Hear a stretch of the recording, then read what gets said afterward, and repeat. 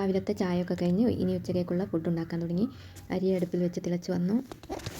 അരി വെന്തൂറ്റി വെച്ചതിന് ശേഷം ഇനി കറി ഉണ്ടാക്കാൻ വേണ്ടി വൻപയർ അടുപ്പിൽ വെച്ച് തിളച്ച് വന്നിട്ടുണ്ട്.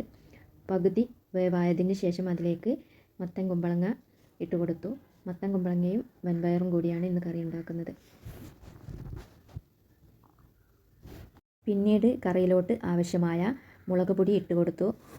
1 ടീസ്പൂൺ മുളക് പൊടിയും 1/4 ടീസ്പൂൺ മഞ്ഞൾപ്പൊടിയുമാണ് ചേർത്ത് കൊടുത്തത്. പിന്നെ ആവശ്യത്തിനുള്ള ഉപ്പ് ചേർത്ത് കൊടുത്തു.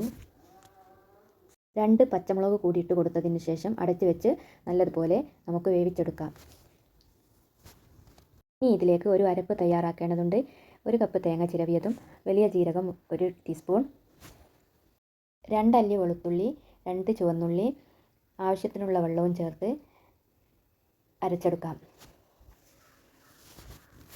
കറി നല്ലതുപോലെ വേവായി വന്നിട്ടുണ്ട്. ഇനി അതിലേക്ക് അരച്ച് വെച്ച തേങ്ങ ചേർത്ത് കൊടുക്കാം.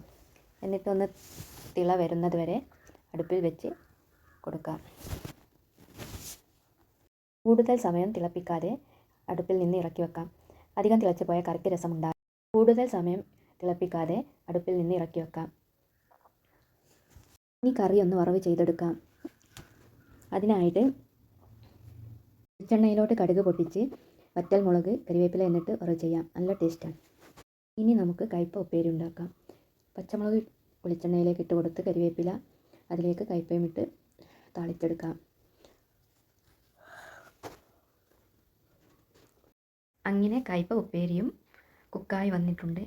ഇന്നത്തെ ഉച്ചക്കത്തെ ഫുഡ് വൻപയർ, മത്തൻ കുമ്പളങ്ങ കറി, കയ്പ ഉപ്പേരി, ചോറ് ഇതൊക്കെയാണ്.